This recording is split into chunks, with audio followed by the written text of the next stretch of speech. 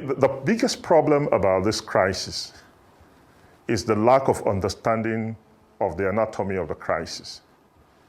And so if you don't understand or you don't dimension the anatomy of the crisis, you probably won't be able to get the right premise. And since you can't get the right premise, you won't be able to get the right conclusions or the right prescription.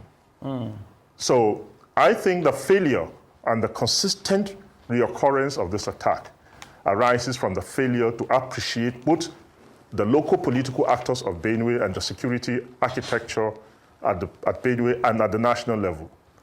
And because if I dimension this crisis for you properly, if you allow me for like 3 minutes, I'll be able to dimension it properly.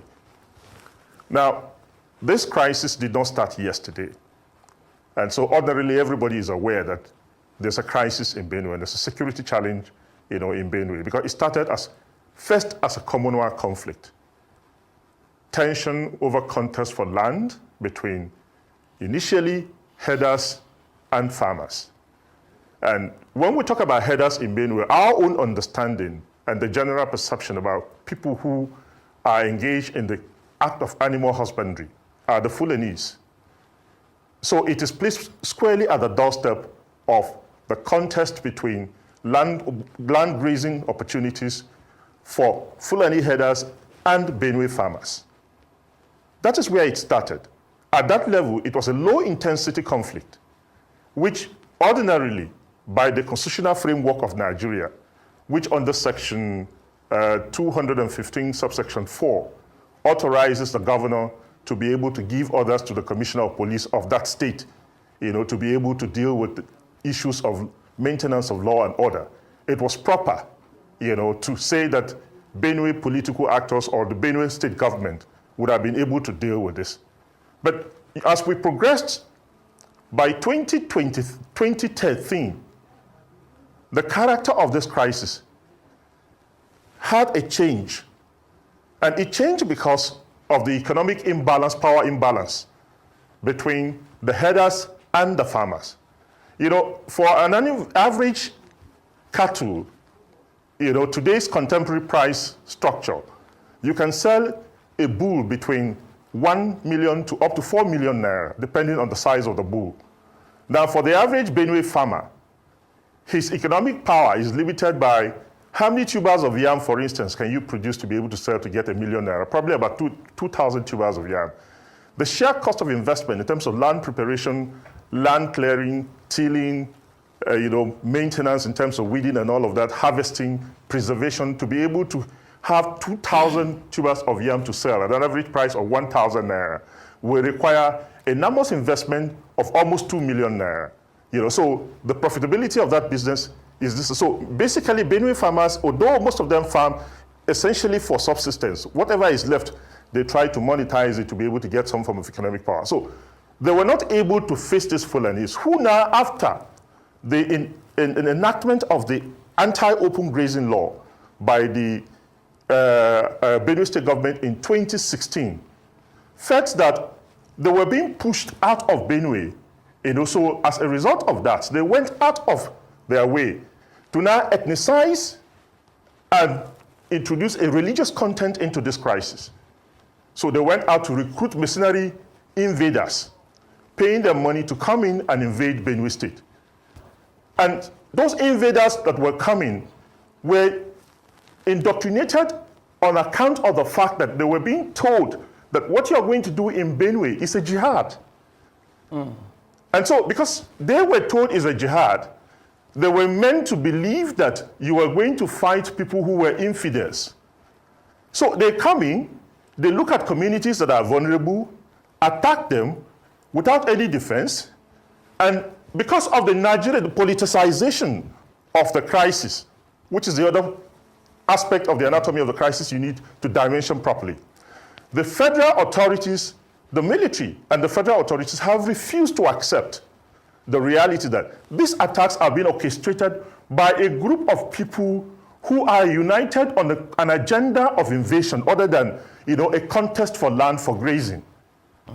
So they said we should minimize the narrative management to give the impression that this thing is not a conflict, it's not an invasion, it's a conflict between farmers and herders. But the thing has graduated beyond that. And so both the media, the political class, the military architecture in Nigeria are complicit in the narrative mismanagement, which now gives the impression that this conflict is still at the level of a low-intensity conflict.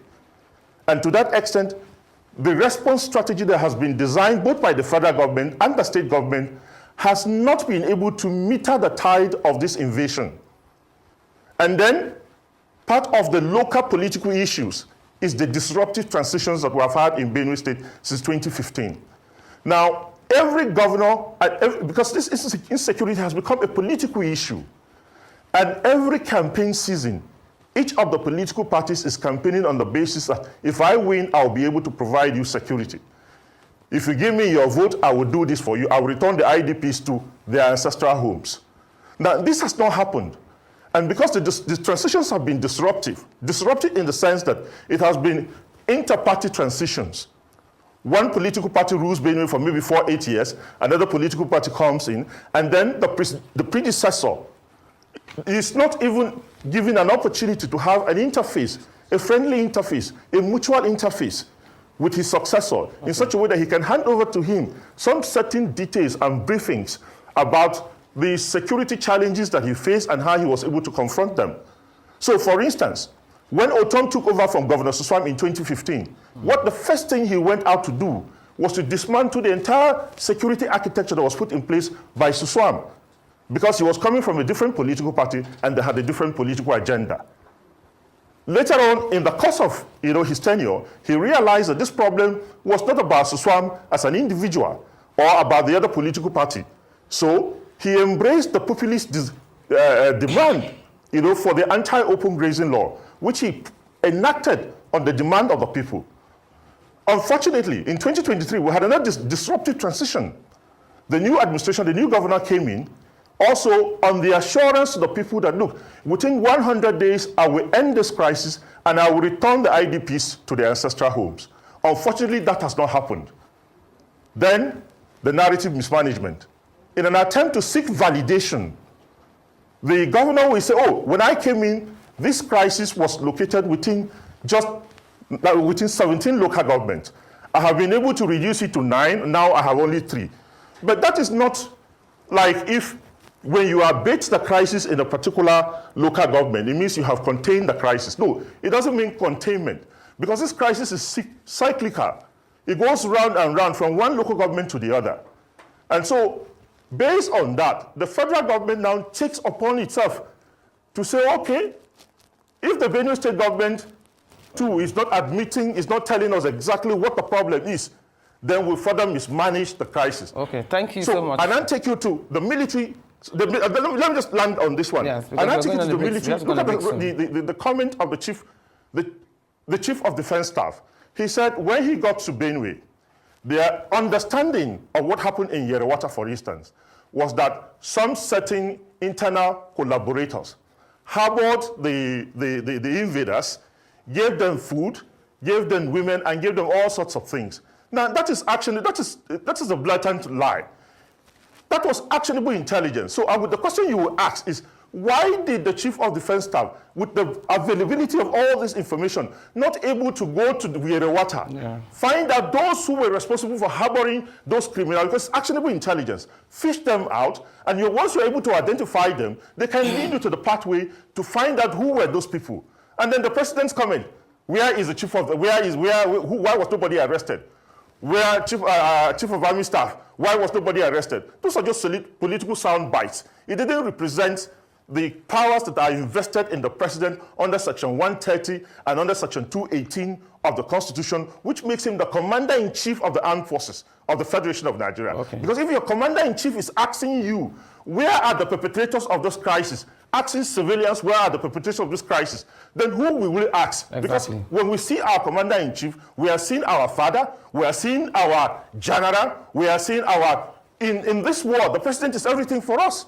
So okay. I think that there's a whole lot of mismanagement, of this crisis, and that's why the response strategy has been ineffective.